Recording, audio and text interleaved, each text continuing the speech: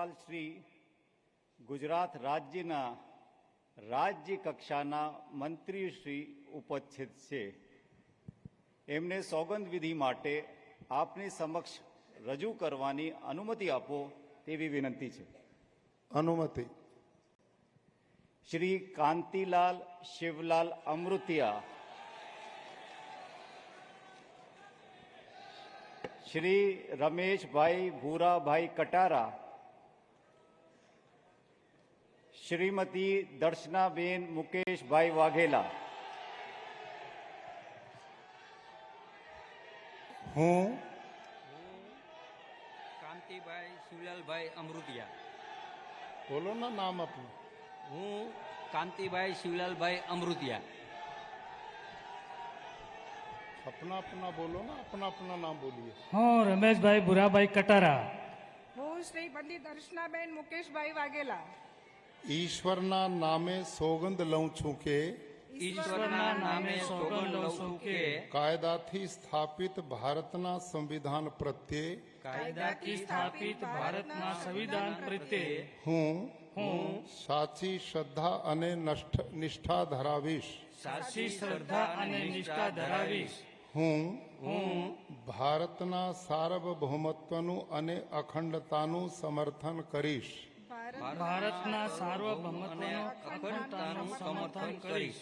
અને અને હું ગુજરાત રાજ્યના રાજ્ય કક્ષાના મંત્રી તરીકેના ગુજરાત રાજ્યના રાજ્ય કક્ષાના મંત્રી તરીકે મારા કર્તવ્યો શ્રદ્ધાપૂર્વક અને અંતઃકરણપૂર્વક બજાવીશ. શ્રદ્ધાપૂર્વક અને અંતઃકરણ બજાવીશ.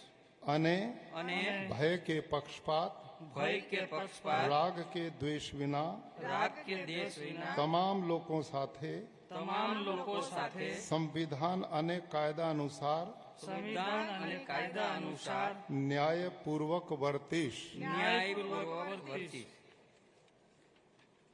હું કાંતિલાલ શિવલાલ અમૃતિયા. હું રમેશભાઈ ભૂરાભાઈ કટારા. હું શ્રીમતી દર્શનાબેન મુકેશભાઈ વાઘેલા ઈશ્વરના નામે સોગંદ લઉં છું કે ઈશ્વરના નામે સોગંદ લઉં છું કે ગુજરાત રાજ્યના રાજ્ય કક્ષાના મંત્રી તરીકે ગુજરાત રાજ્યના રાજ્ય કક્ષાના મંત્રી તરીકે જે કોઈ બાબત મારી વિચારણા માટે લાવવામાં આવશે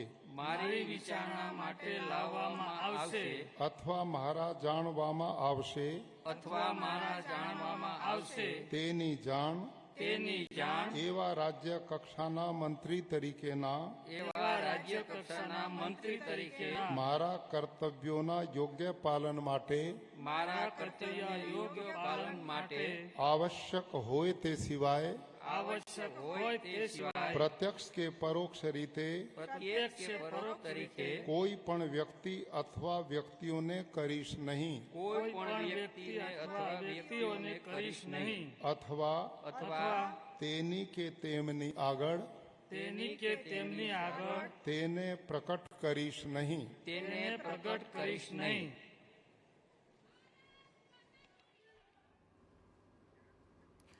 તો કાંતિ અમૃતિયા, રમેશ કટારા તેમના દ્વારા શપથ ગ્રહણ કરવામાં આવ્યા. દર્શનાબેન વાઘેલા દ્વારા પણ રાજ્ય કક્ષાના મંત્રી તરીકે શપથ ગ્રહણ કરવામાં આવ્યા છે. આ ત્રણેય જે નેતાઓ છે તેમના મંત્રી તરીકે તેઓ પ્રથમ વખત શપથ ગ્રહણ કરી ચૂક્યા છે.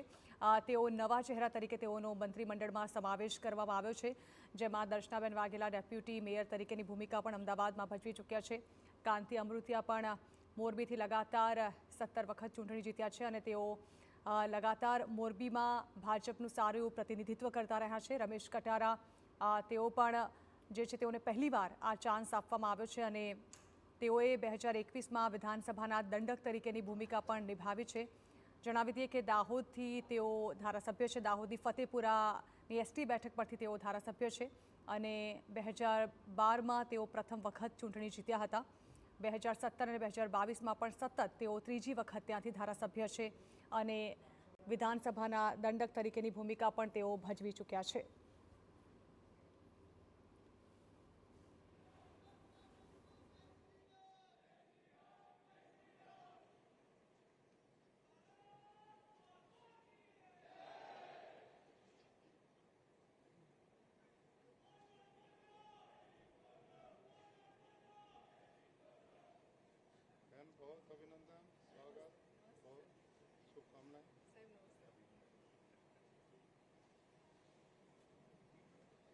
શ્રી કૌશિકભાઈ કાંતિભાઈ વેકરિયા,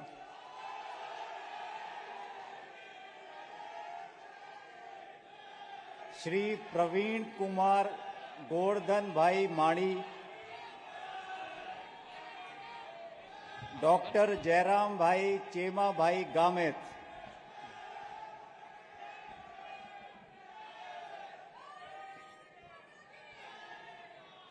હું હું કૌશિક કાંતિભાઈ વેકરિયા, હું પ્રવીણ કુમાર ગોરધનભાઈ માળી, હું ડોક્ટર જયરામભાઈ ચેમાભાઈ ગામિત ઈશ્વરના નામે સોગંદ લઉં છું કે ઈશ્વરના નામે સોગંદ લઉં છું કે કાયદાથી સ્થાપિત ભારતના સંવિધાન પ્રત્યે કાયદાથી સ્થાપિત ભારતના સંવિધાન પ્રત્યે હું સાચી શ્રદ્ધા અને નિષ્ઠા ધરાવીશ. સાચી શ્રદ્ધા અને નિષ્ઠા ધરાવીશ. હું હું ભારતના સાર્વભૌમત્વનું અને અખંડતાનું સમર્થન કરીશ ભારતના સાર્વભૌમત્વનું અને અખંડતાનું સમર્થન કરીશ. અને હું ગુજરાત રાજ્યના રાજ્ય કક્ષાના મંત્રી તરીકેના ગુજરાત રાજ્યના રાજ્ય કક્ષાના મંત્રી તરીકેના મારા કર્તવ્યો શ્રદ્ધાપૂર્વક અને અંતઃકરણપૂર્વક બજાવીશ શ્રદ્ધાપૂર્વક અને અંતઃકરણપૂર્વક બજાવીશ. અને ભય કે પક્ષપાત રાગ કે દ્વેષ વિના તમામ લોકો સાથે સંવિધાન અને કાયદા અનુસાર ન્યાયપૂર્વક વર્તીશ. હું કૌશિક કાંતિભાઈ વેકરિયા, હું પ્રવીણ કુમાર ગોરધનભાઈ માળી, હું ડોક્ટર જયરામભાઈ ચેમાભાઈ ગામિત ઈશ્વરના નામે સોગંદ લઉં છું કે ઈશ્વરના નામે સોગંદ લઉં છું કે હું ગુજરાત રાજ્યના રાજ્ય કક્ષાના મંત્રી તરીકે ગુજરાત રાજ્યના રાજ્ય કક્ષાના મંત્રી તરીકે જે કોઈ બાબત મારી વિચારણા માટે લાવવામાં આવશે અથવા મારા જાણવામાં આવશે તેની જાણ એવા રાજ્ય કક્ષાના મંત્રી તરીકેના મારા કર્તવ્યોના યોગ્ય પાલન માટે આવશ્યક હોય તે સિવાય પ્રત્યક્ષ કે પરોક્ષ રીતે કોઈ પણ વ્યક્તિ અથવા વ્યક્તિઓને કરીશ નહીં અથવા તેની કે તેમની આગળ તેને પ્રકટ કરીશ નહીં.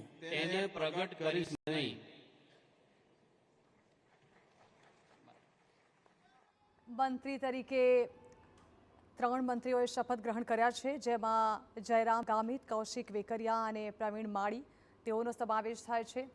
જયરામ ગામિત વિશે જણાવીએ તો તેઓ તાપી જિલ્લાના ભાજપના યુવા પ્રમુખ રહી ચૂક્યા છે. યુવા મોરચાના પ્રદેશ મંત્રી તરીકેની ભૂમિકા પણ તેઓ સુપેરે નિભાવી ચૂક્યા છે.